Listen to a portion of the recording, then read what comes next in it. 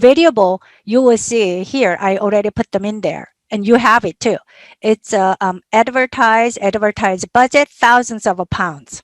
So thousands of dollars. Let's make it easy for us. Then album sale, number, and thousand is unit. Then number of plays on radio per week. So their advertisement. Then brand image, like when they put that album pictures like that, cool pictures, right? And when you look at it here, one, not attractive at all. 10, very attractive. Let's say this is your data. You collected it, and that was given from me to you. Then that's what you need to put it in here so that you can remember.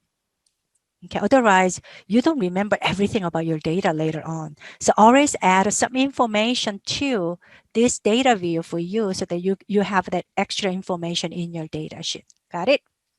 All right, moving on. So we're going to just do simple regression first before we hit all that diagnostic test.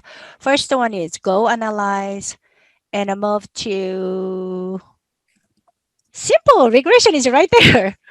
Got it? Are you with me? Then you will click linear. I'll wait there. Oops, weird. All right. Are you with me here? All right. We need to move dependent variable. What is a dependent variable here? Sales. Yeah. Everybody agree? Is it sales? Yeah. So then I'm going to move to right there. I'm going to move only one. So let's use advertisement budget to it. How much money they spend to advertise it. Then we want to predict that how much album they sell. Okay. All right. Then I don't do much like statistics, all that. We don't have to do much. Just paste it. I don't do anything here. I'm going to just paste it. Okay. So you do it, same thing, and then paste it and run it. Please do it. So move album sale to under dependent box and independent advertising budget there. Then you paste it and run it. Do you see the output? Do you have your output? Then another thing, as you may have explored in the island, I posted annotated output too. Mm-hmm. So you will see this is simple one. This is annotated one that I ran 2 years ago. It's still same thing. Then in last year, I added how to click the picture. Do you see that? That's what you exactly did it. And this is output with the explanation. Okay, so if you need extra, then come back down here and then review. So I'll go over this. All right, this is the way we clicked. Then now, model test, model summary include ANOVA table there. When you do the regression, you report first R square there. Do you see that R square? And ANOVA table, F test. That's the first thing you will see in the writing sample. Like R square equals 33% or 34% of dependent variable is explained by independent variable. That's that means. Okay. Then that R square explaining dependent variable is statistically significant right here. Do you see that? That's a p-value based on ANOVA. So you need to report F value right there with the degree of freedom right here too. And this is the p-value. Then regression table right below, which is constant is right here, and advertisement budget is right here. That's the weight that goes into the formula. Are you with me? That's a simple one. Then so this is the regression model, first one. So I ask you to write the regression model first, then develop your formula based on the output. Here, album sale, which is Y, here. Then constant, which will be this one, right? As you can see, I put that in there. Oops, right below. Then beta 1, which is one first predictor's weight, 0.096. Then advertise budget, whatever. That is a simple regression. Simply, you can get how much is predict dependent variable. Honestly, when there is only one single IV, single DV, this R squared that you see here, there is a correlation, same as a correlation. So you hardly ever do regression with one IV, one DV. Normally you have more than one IV to do the regression. Okay, that's a multiple regression. All right, that's what we just went through. Simple. All right, now multiple regression, okay? Keep up with me. If I go faster, please slow me down. Regression, linear, again, I'm gonna reset. Okay, let's put dependent variable back on dependent box, sale, and I want to put all of them. Textbook actually do only two of them. I want to do all of them. And attractiveness there. Because my annotated one is based on all of them so that you can keep up with it. Did you put them all there? Yeah. Moving to the next. Are you ready? This is where we could have a lot of trouble. All right, are you ready? Now statistics. I'm moving this one. Yeah. So now estimate click so that we can get what? Regression estimate. If we want to get confidence interval, you can use this, but because of the way that SPSS calculate confidence interval, Dr. Field's book really recommend to use bootstrapping to get confidence interval if you want to. So if we want to use bootstrapping later and then click that the confidence interval, you can get it, but we're not going to do it here. But if you want to have just regular confidence interval, this is the way to click it.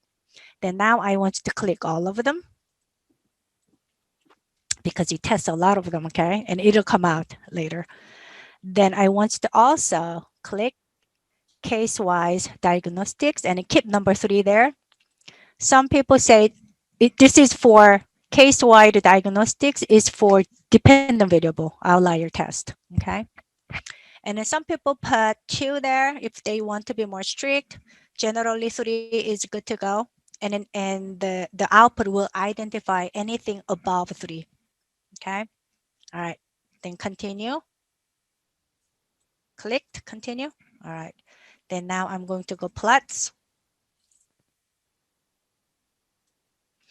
Then I want you to put Z, which is standardized, residual, which is error, to Y, and standardized predict. Where is it? Standardized predict to X. Either way is fine, but let me double check. I want to be consistent with the textbook so that you don't get confused. Oh yeah, I was correct. Resid and predict.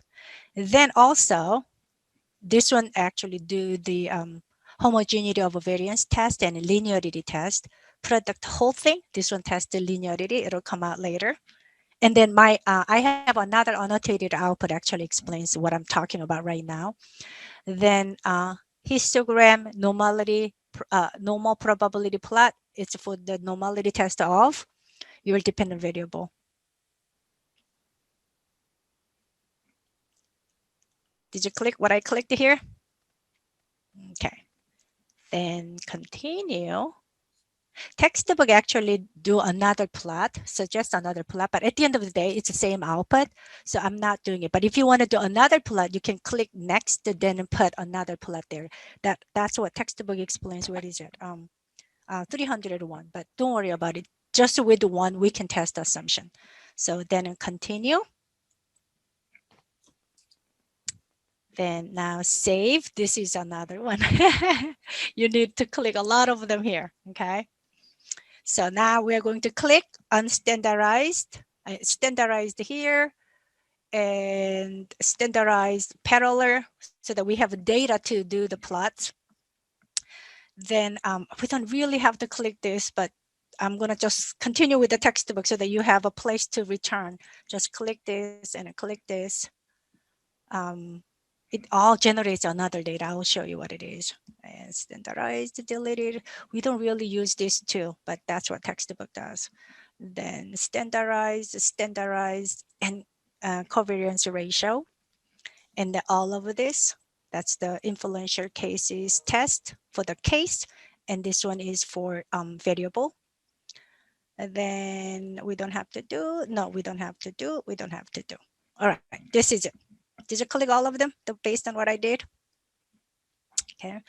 And what are those clicks? Uh, the slide 16 and 18 explains this. Okay. This one and this one. All right, then we are going to say continue. I'm clicking it. All right. Then now options.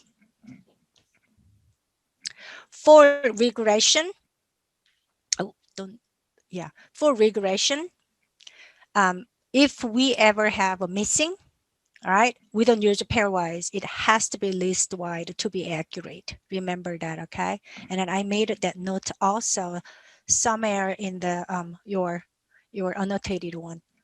Always list wide for regression. Remember that. Then if you want to get robust confidence interval, instead of clicking the other one, you could go bootstrapping and do the bootstrapping and click the confidence interval, which we are not doing right now. All right, now you paste it. I'll paste it too. This is whole program. Then I'm going to run and there will be a lot of output, okay? So I'm going to run.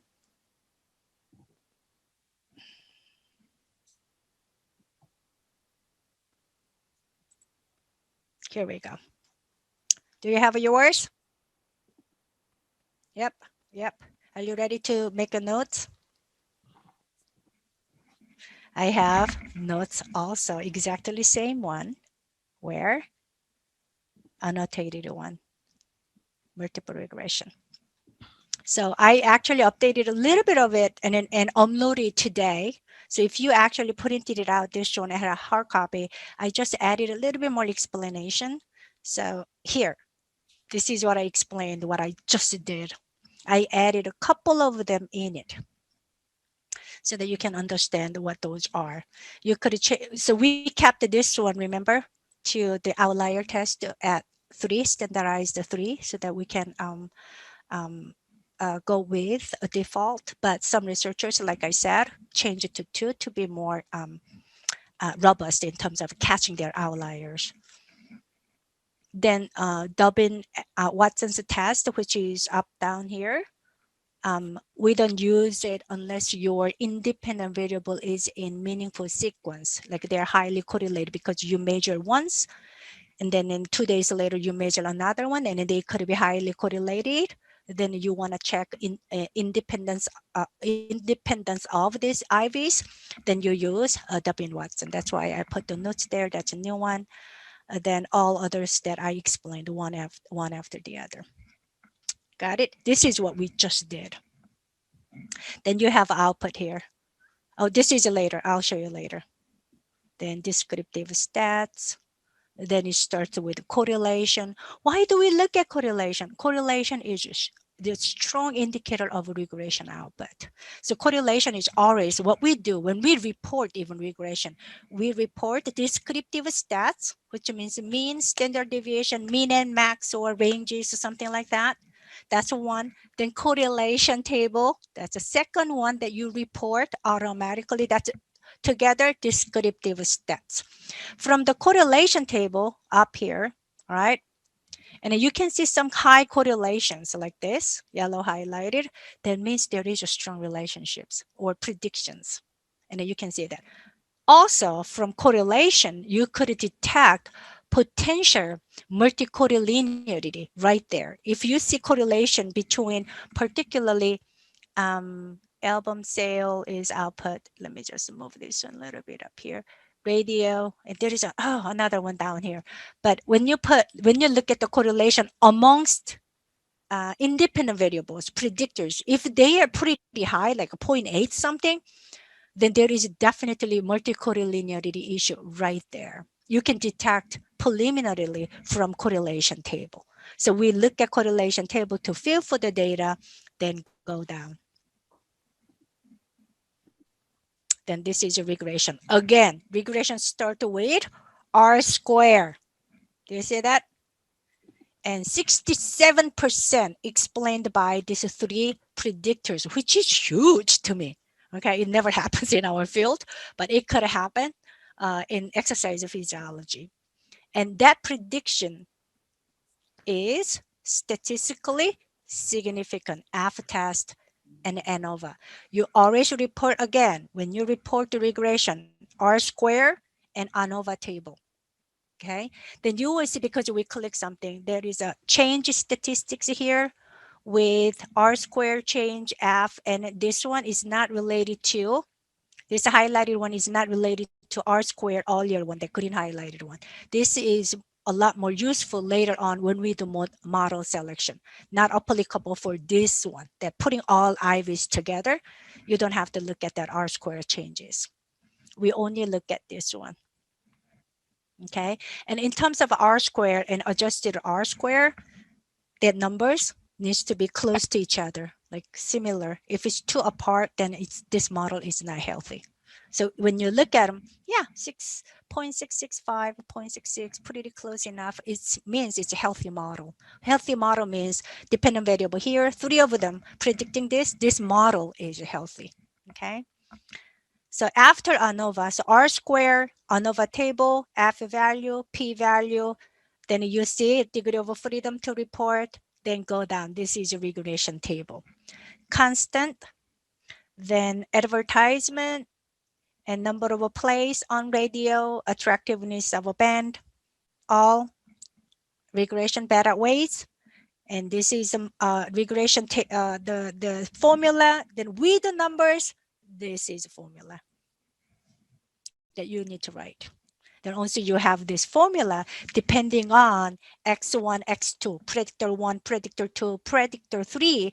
If you change the numbers, then you can predict outcomes. And that's the way, again, to use regression formula to predict individual outcomes based on the changes of predictors.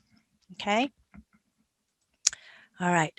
So that's the multiple regression. You got that? This is the something that you can write. Okay.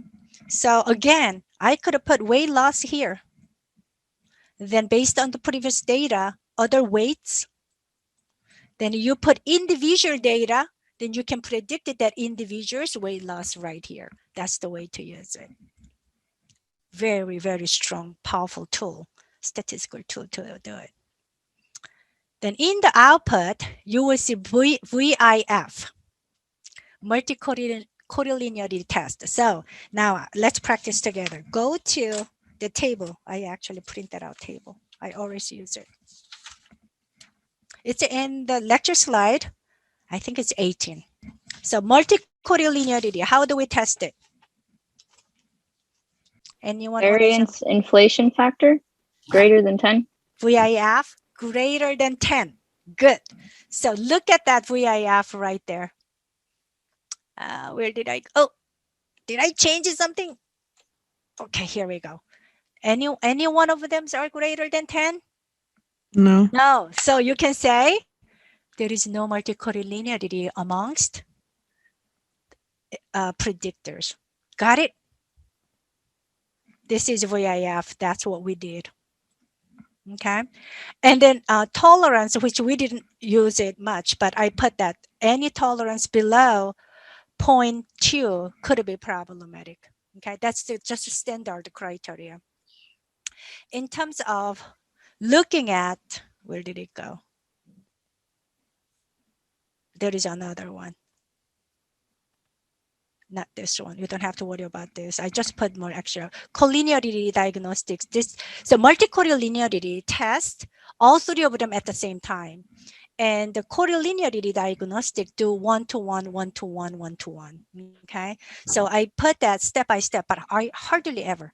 We don't test collinearity diagnostics and do not report really in the papers. Multicollinearity is it. Okay. But if you want to have understanding of collinearity, which means 1-to-1 to 1-to-1, I put the step by step 1, 2, 3, 4, so that you can understand how to understand this output. Okay, so that's a one multicollinearity. Then now, do you see that this case diagnostics, that's the one that we clicked outlier with the criteria 3. So it gives us data. Yeah, case number 169. that residual is about 3.06. Is it this outlier? Now you know what to do with outliers. You need to really inspect that case number 169 data, dependent variable data, and then you decided as a researcher whether it's outlier or not. Okay. If you change that criteria to 2, you will see a whole set of data actually pops out. And then that's the way to detect outlier. And a residual statistic, it comes it out, but we don't really report this, so don't worry about it. I say a little bit like yellow highlighted one can be used for advanced interpretation, but not for this level, okay? So if you see something like that, just bypass it. Then remember we clicked the normality test and histogram. That's this right there. This is a dependent variable normally distributed, right? Histogram and then PP plot. What did you say? Is it normal? Mm-hmm. Yeah, thank you. Now this one is the one that we did Z, which is a standardized residual versus a standardized predicted line. Scatter plot. If this one looks like some pattern like that, then it has a problem. But do you see any patterns? It's all spread, right? So homogeneity is good, met. That assumption is met. Then going down, this is the linearity. So when we click, there was a Z residual and Z prediction. Then there is a little box that partial plots. That's what we clicked. Then it produced this scatter plots. Do you see the linear relationships a little bit like overall has a somewhat linear, just going up, going up, going up. That's what we're checking. So linearity met. Got it? So that's the assumption that we tested. So let me go back. I know it's a lot of information. I'm going to go back. Table.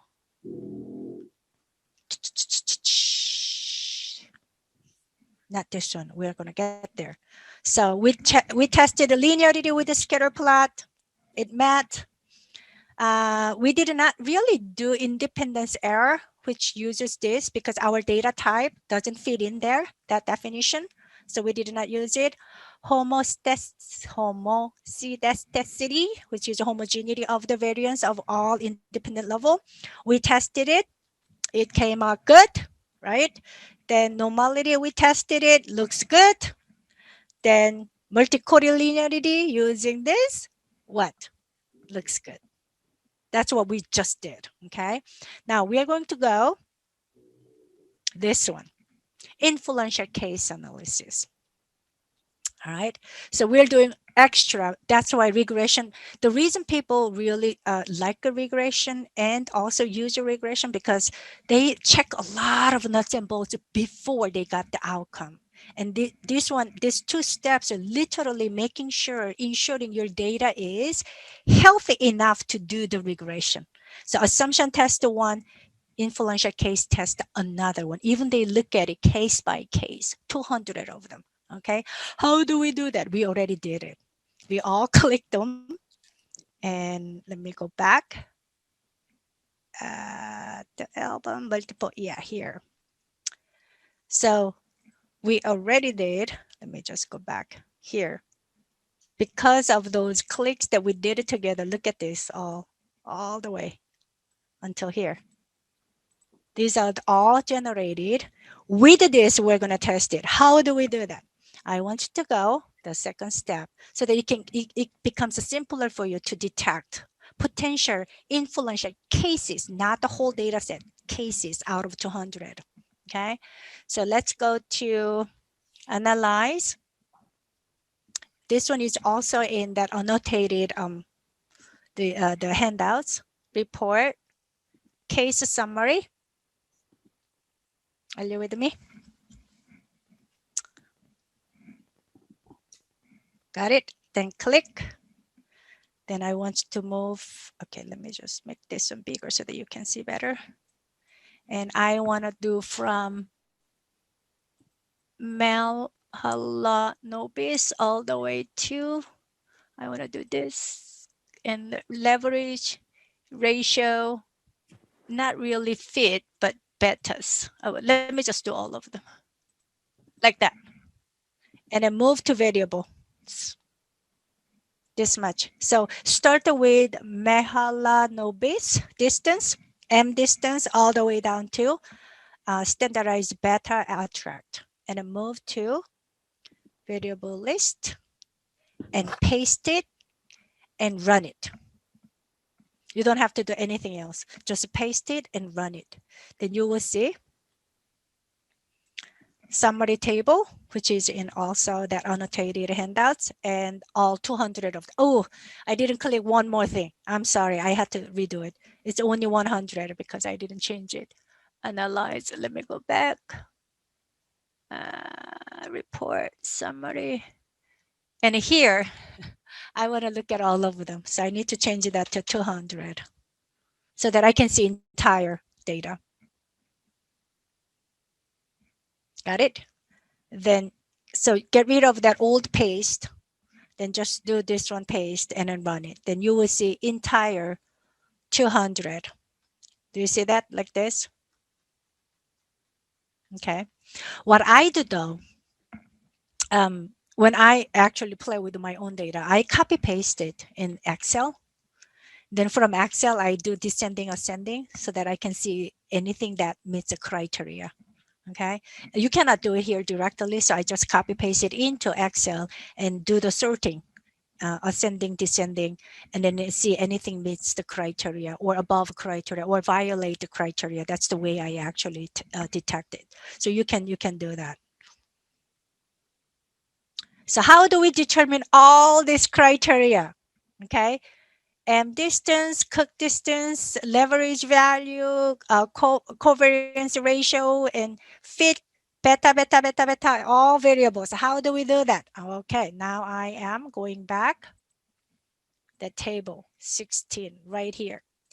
Cook's distance. Anything greater than 1, you have to be worried about that case. Got it? Then leverage.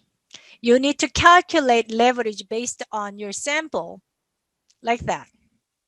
So K means number of a predictor plus 1 divided by total N.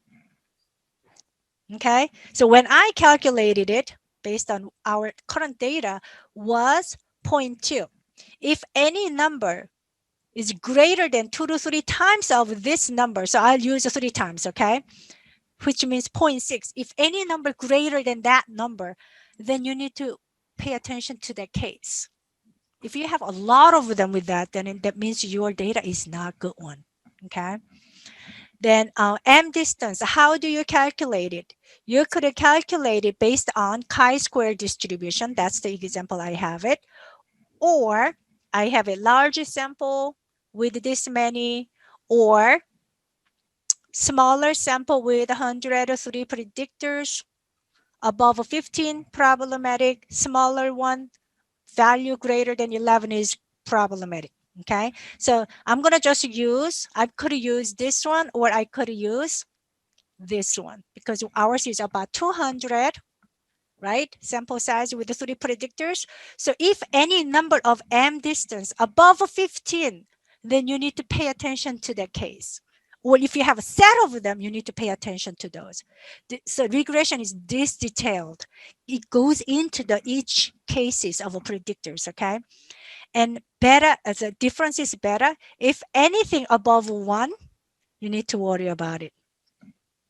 We did a melanoma, so better, yeah, difference is better. And a covariance ratio, we can decide it based on the formula here,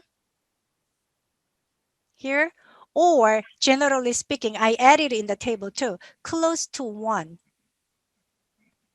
It's okay. But it's too far from it, then it could be problematic, okay? Having that said, I'm going back to M distance from the table. Please practice it.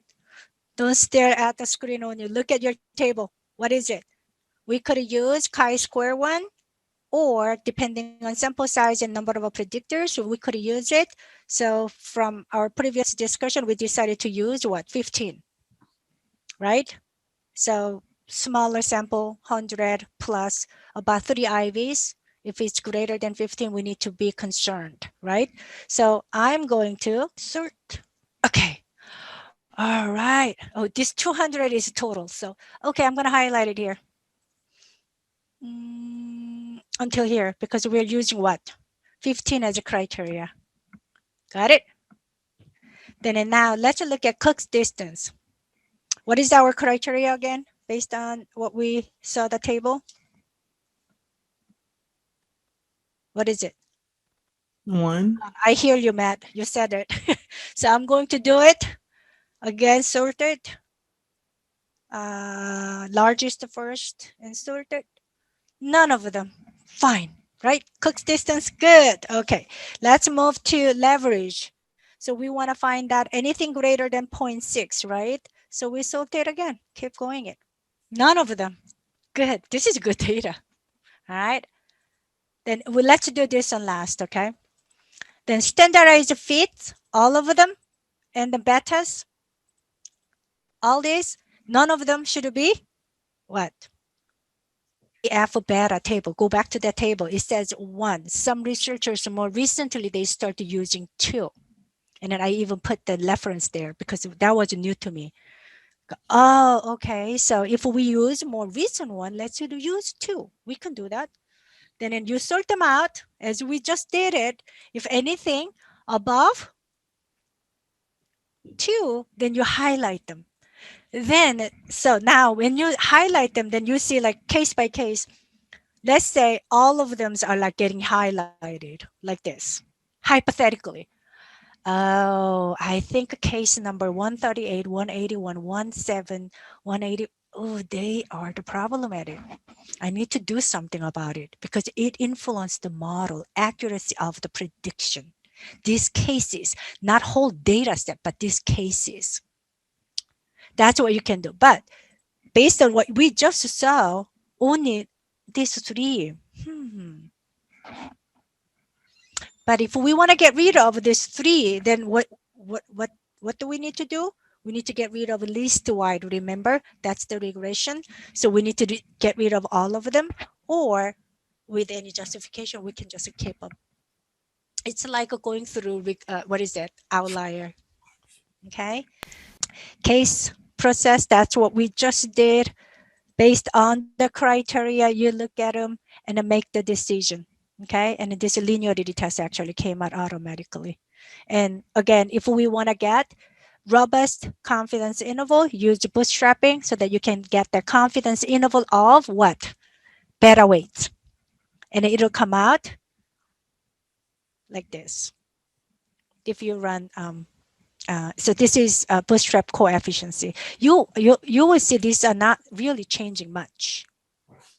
It doesn't actually change, but it's only confidence interval will come out together, and which is better than regular confidence interval.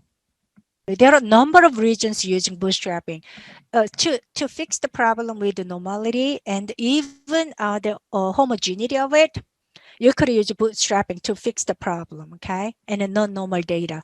But sometimes you use bootstrapping to get confidence interval, and then we learned that in correlation too.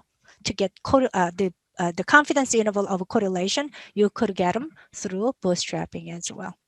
Bootstrapped confidence interval is more, confidence intervals are more robust than the regular one.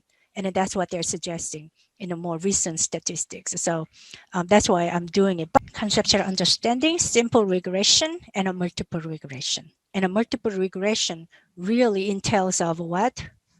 Influential case test and assumption test on top of it.